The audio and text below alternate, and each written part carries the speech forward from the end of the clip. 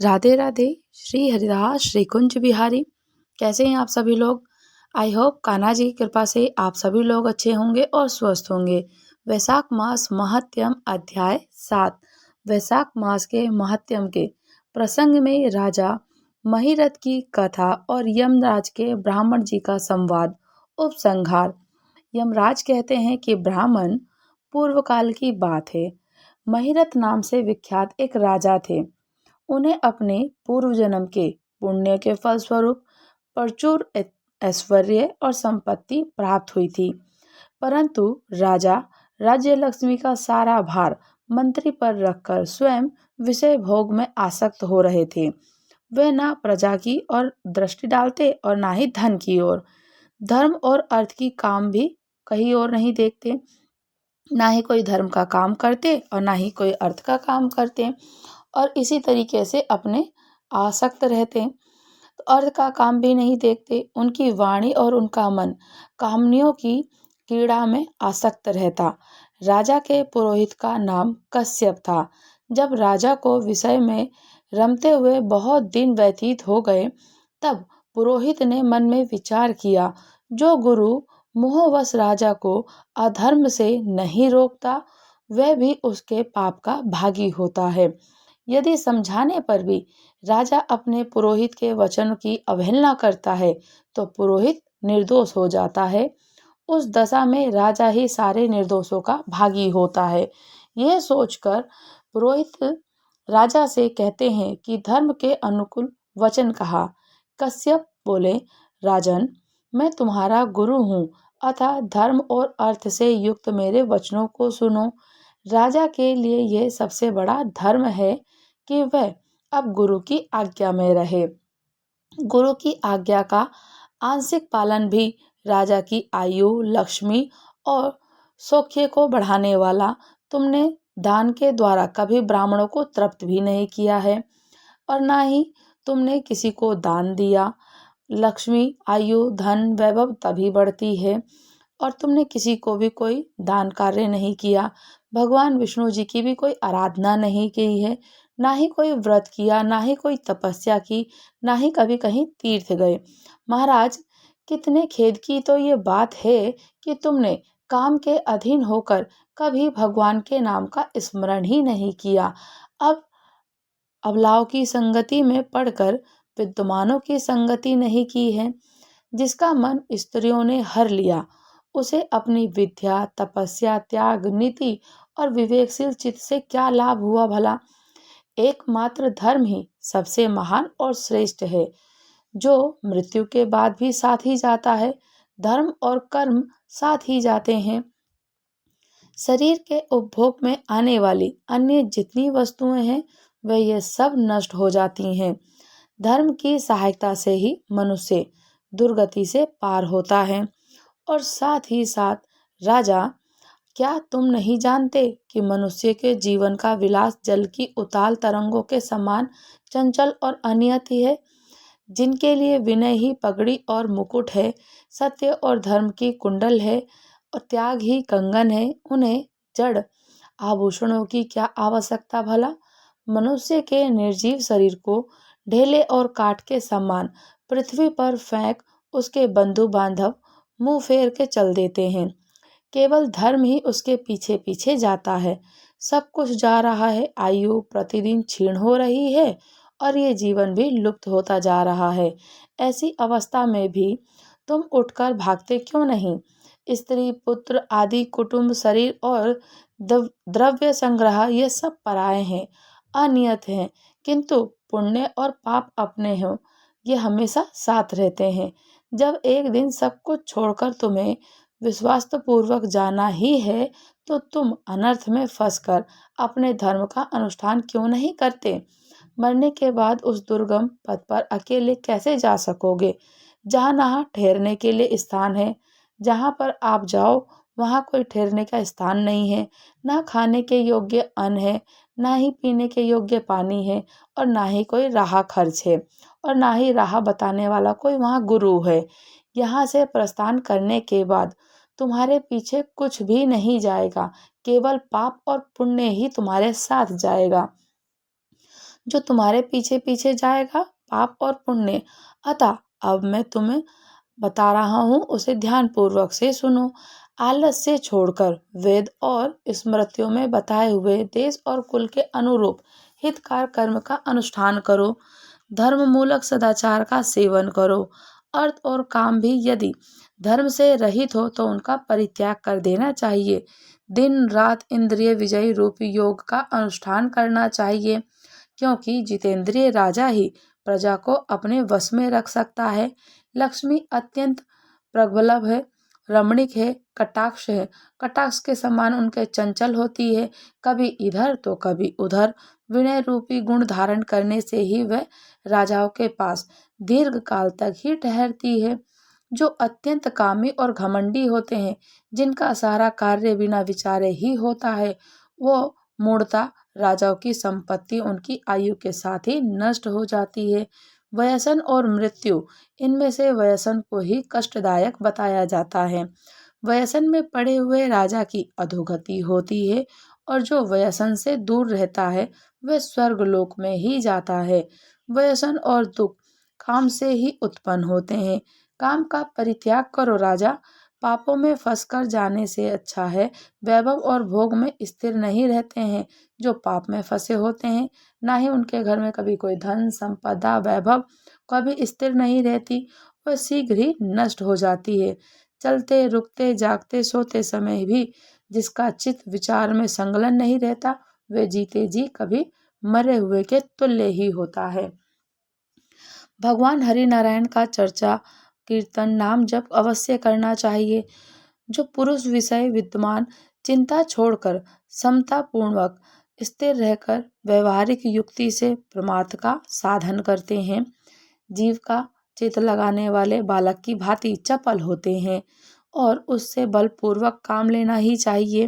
राजन, धर्म के तत्वदर्शी वृद्ध पुरुषों की बुद्धि का सहारा ले लीजिए, पर बुद्धि के द्वारा अपने कुपथगामी चित्त को वश में करना चाहिए। लौकिक धर्म मित्र भाई बंधु हाथ पैरों का चलना, देशांतर में जाना, शरीर में कलेश उठाना और तीर्थ के लिए यत्न करना, यदि कोई भी परम पद की प्राप्ति में सहायता नहीं कर सकते, केवल परमात्मा में मन लगाकर उसका मन और जाप करने से ही पद की प्राप्ति हो सकती है। इसलिए राजन, विद्वान पुरुष को उचित यही होता है कि वह विषयों में पर्वत हुए चित्त को रोकने के लिए यत्न करे। यत्न से वह अवश्य ही वश में हो जाता है। यदि मनुष्य मोह में पड़ जाता है, स्वयं विचार करने में असमर्थ हो जाए, तो उसे विद्वान के पास जाना चाहिए, ब्राह्मणों के पास जाना चाहिए, अपने बड़े बंधु बांधवों से पूछना चाहिए, जो अपने साधु संतों उनसे पूछना चाहिए। जाकर प्रश्न करना चाहिए कि वह पूछने पर यथोचित कर्तव्य का उपदेश दे, और कल्याण की इच्छा का रखने वाले हर एक उपाय से काम क्रोध का निग्रह करना ही चाहिए, क्योंकि वे दोनों कल्याण का विघात करने के लिए उद्यत रहते हैं। राजन, काम बड़ा बलवान होता है। काम से बड़ा बलवान कोई है ही नहीं। वह शरीर के भीतर रहने वाला महान शत्रु है। श्रेय की अभिलाषा रखने वाले पुरुष को उसके अधीन नहीं होना चाहिए। विधि पूर्वक पालन किया हुआ धर्म ही सबसे श्रेष्ठ होता है। इसलिए तुम धैर्य धारण करके धर्म का ही आचरण करो। यह श्वास बड़ा चंचल है, जीवन उसके अधीन है। ऐसी स्थिति में भी कौन मनुष्य धर्म के आचरण में विलंब करेगा भला? राजन, जो वृद्ध अवस्था को प्राप्त हो चुका है, उसका चित्त भी इन निश्चित विषयों की ओर से नहीं हटता। ये कितने शोक की बात है। पृथ्वीनाथ, इस काम के मोह में पड़कर तुम्हारी सारी उम्र व्यतीत हो गई है। अब भी तो अपने हित के साधन में लग जाओ। अब भी अपने बारे में सोचो। अब भी पुण्य कर्म करो। तुम्हारे लिए सर्वोत्तम हित की बात ही यही है, क्योंकि मैं तुम्हारा पुरोहित, तुम्हारा घर का पंडित हूँ, तुम्हारे भले और बुरे कर्म का भागी हूँ। हे राजन, हे मुनीश्वर, ब्रह्म हत्या, सुरापान, चोरी, गुरुपत्नी गमन महापातक बताए जाते हैं।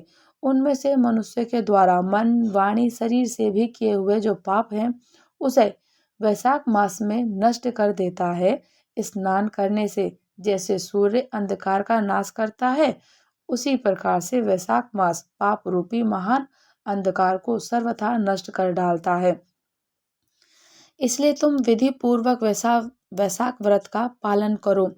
प्रातःकाल स्नान करो। वैशाख मास की विधि के अनुष्ठान के द्वारा होने वाले पुण्य के प्रभाव से जन्म भर के किए हुए घोर पापों का परित्याग करके परम धाम को प्राप्त होता है।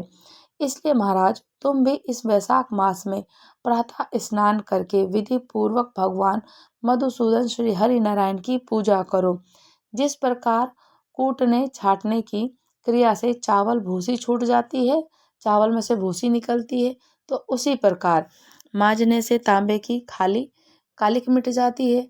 तो इसी प्रकार से शुभ कर्म का अनुष्ठान करने से पुरुष के अंतकरण का जो मैल होता है वो धुल जाता है, उसके पाप मुक्त हो जाते हैं।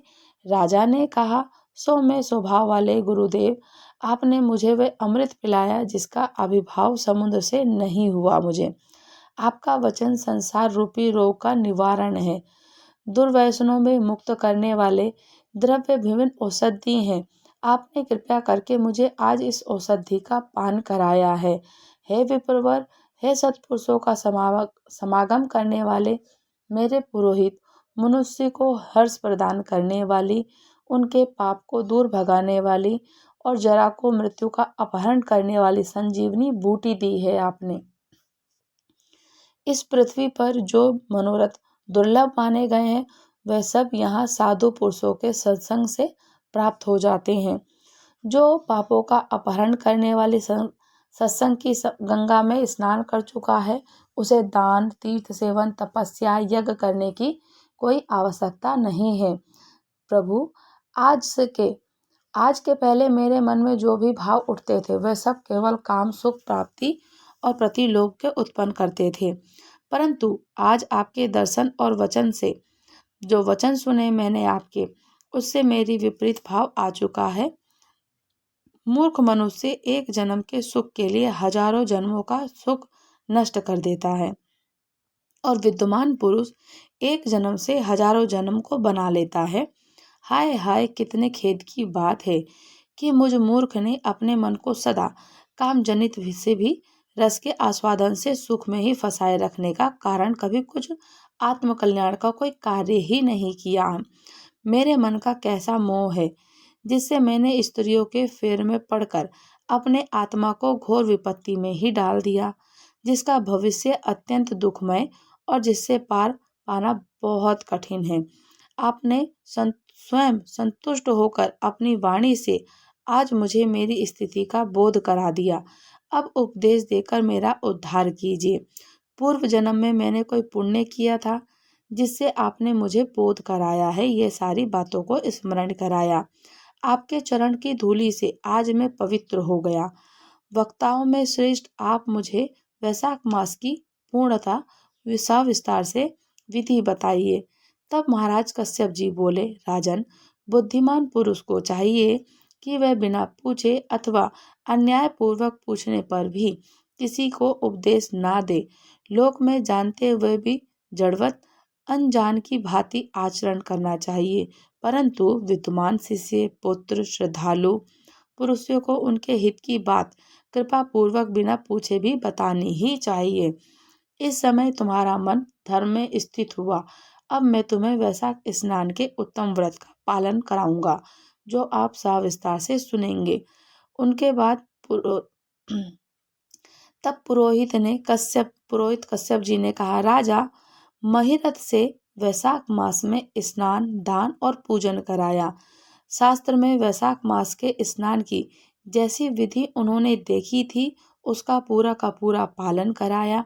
राजा महिरथ ने भी गुरु के प्रेरणा से उस समय विधि पूर्वक सब नियमों का पालन किया।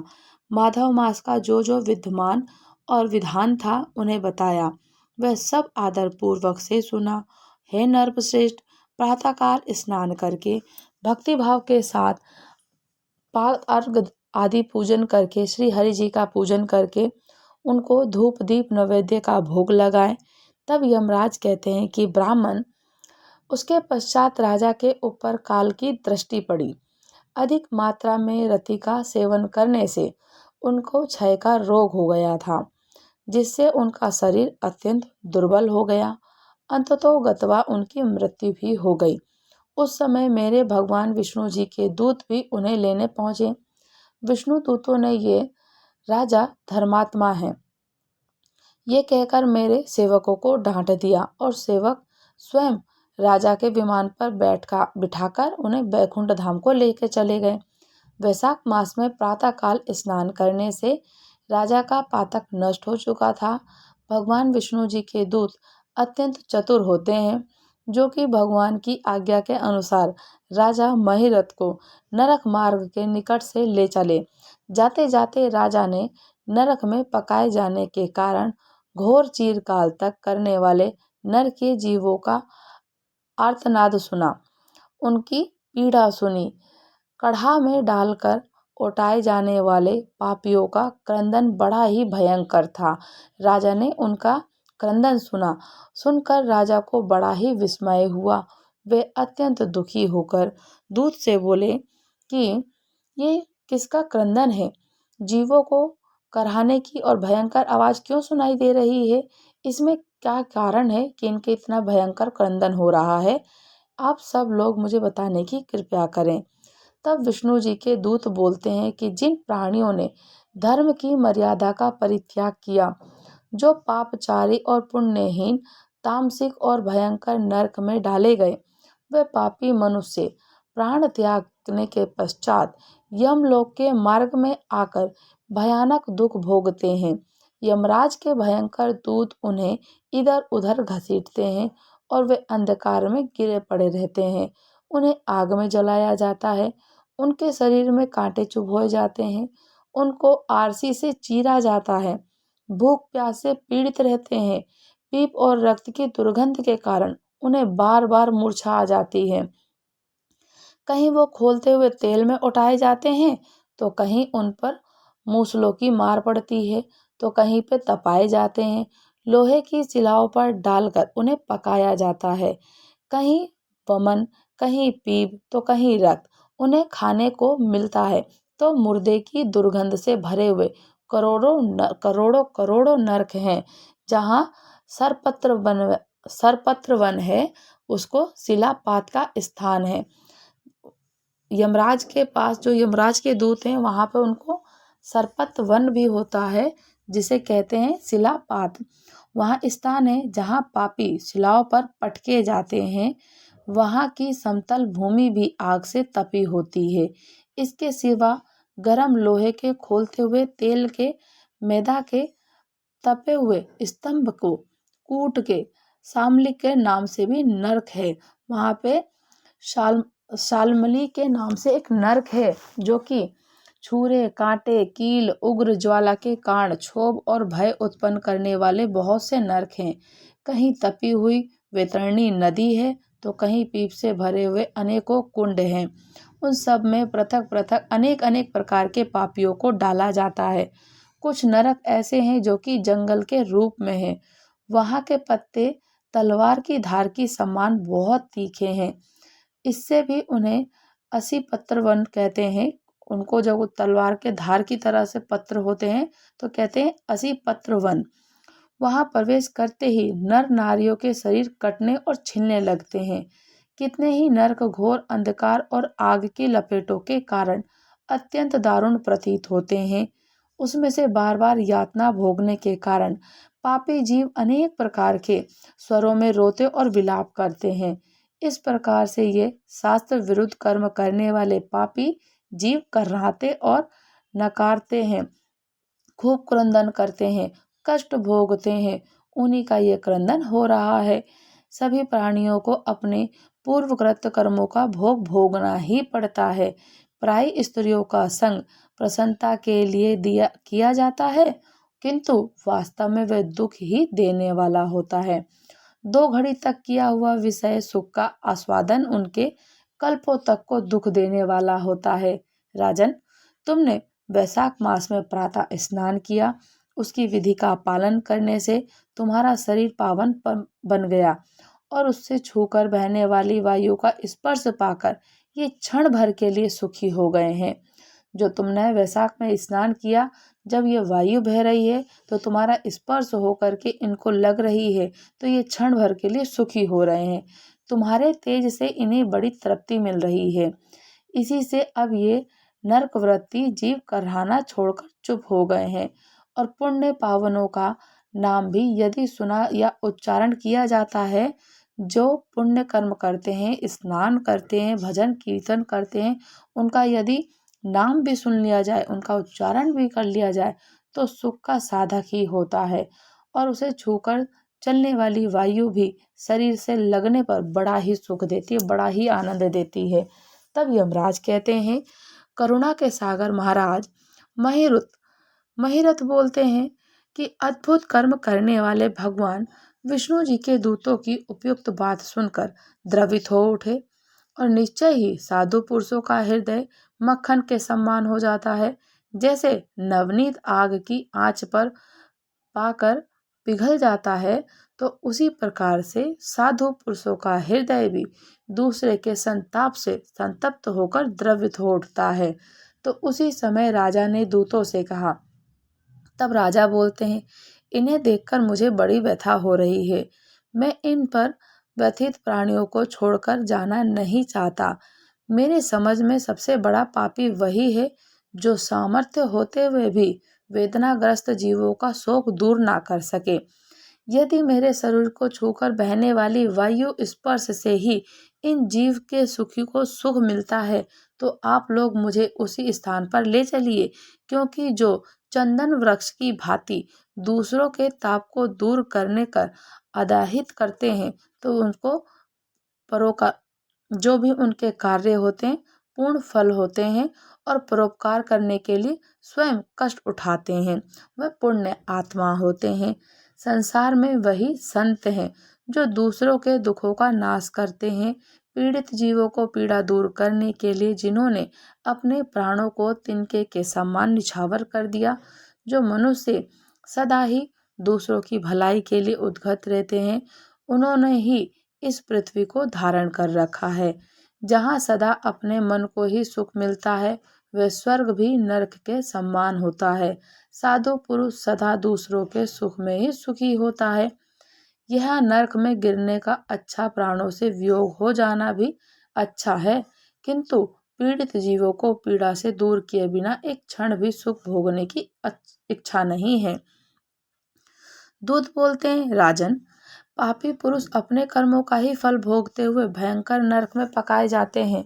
जिन्होंने दान, होम, जप, पुण्य तीर्थ स्नान नहीं किया, मनुष्यों का उपकार और कोई उत्तम पुण्य भी नहीं किया, कोई यज्ञ नहीं की, कोई तपस्या नहीं करी, किसी ब्राह्मण को भोजन नहीं कराया, कोई प्रसन्नता पूर्वक भगवान के नाम का जप भी नहीं किया, वह ही परलोक में आने पर घोर नरक में पकाए जाते हैं।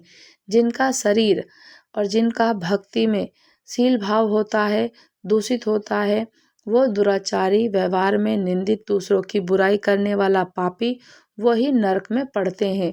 जो पापी अपने मर्म भेदी वचनों से दूसरों का हृदय विदीर्ण कर डालते हैं, जो पराई स्त्रियों के साथ विहार करते हैं, वे नरक में पकाए जाते हैं। महाभाग भूपाल, आओ अब भगवान के धाम को चलें।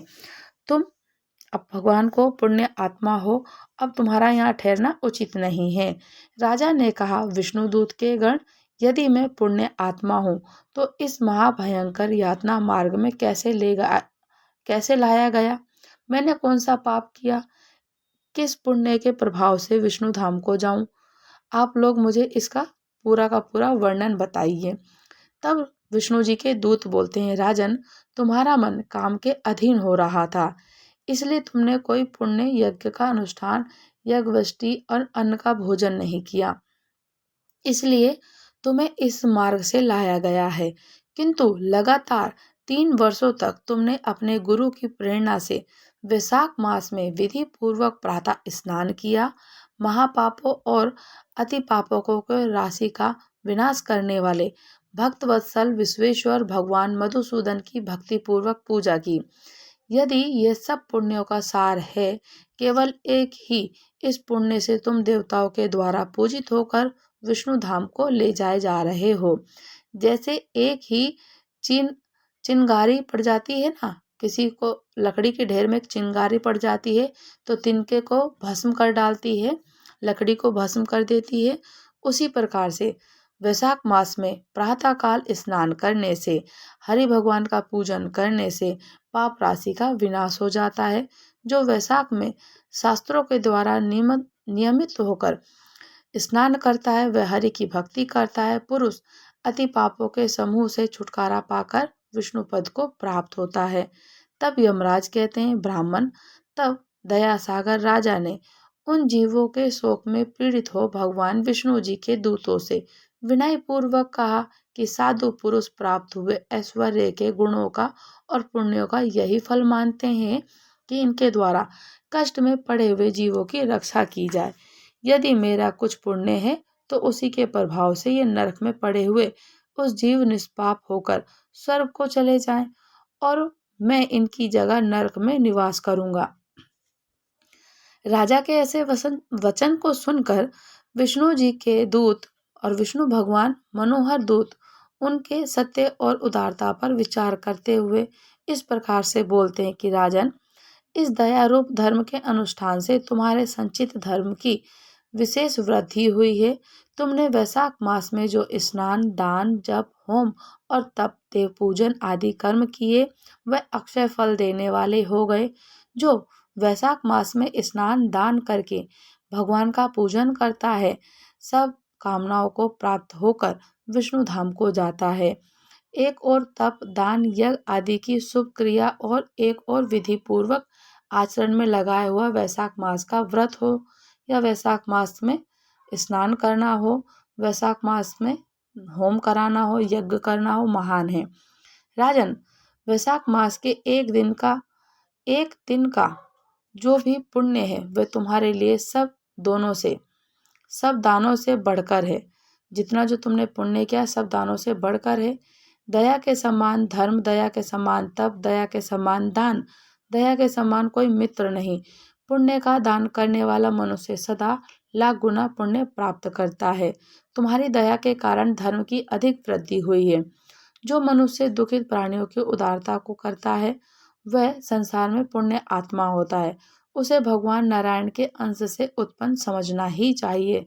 वैशाख मास की पूर्णिमा को तीर्थ में जाकर जो मनुष्य तुमने सब पापों को नाश करने वाला स्नान, दान और पुण्य किया है उसे विधिवत भगवान श्री हरि जी को साक्षी मानकर 3 बार प्रतिज्ञा कर इन पापियों के लिए दान कर दो, जिससे ये नरक से निकलकर स्वर्ग को चले जाएं।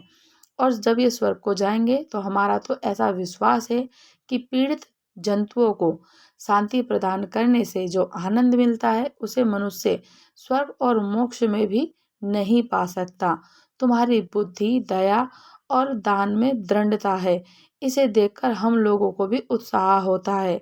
यदि तुम्हें अच्छा जान पड़े तो अब बिना विलंब किए इन्हें पुण्य प्रदान करो, जो नरक की यातना को दुख से दूर कर दे और इनके सभी पापों को दूर कर दे।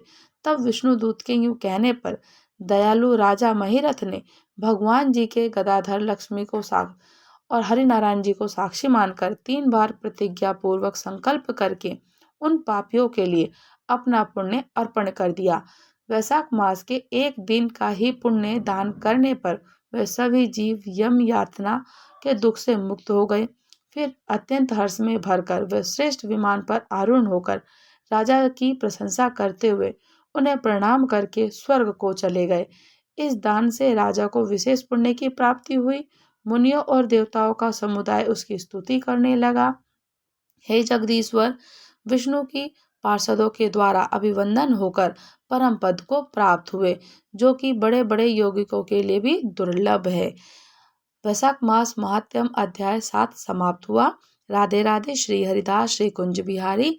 अगर आप लोग हमारे चैनल पर नए हैं तो चैनल को लाइक, शेयर, सब्सक्राइब करना बिल्कुल ना भूलें और मुझे कमेंट्स करके ज़रूर बताइएगा क्या आप लोग वैशाख मास का स्नान कर रहे हैं, कथा श्रवण कर रहे हैं और कथा आपको कैसी लग रही है। राधे राधे। श्री हरिदास।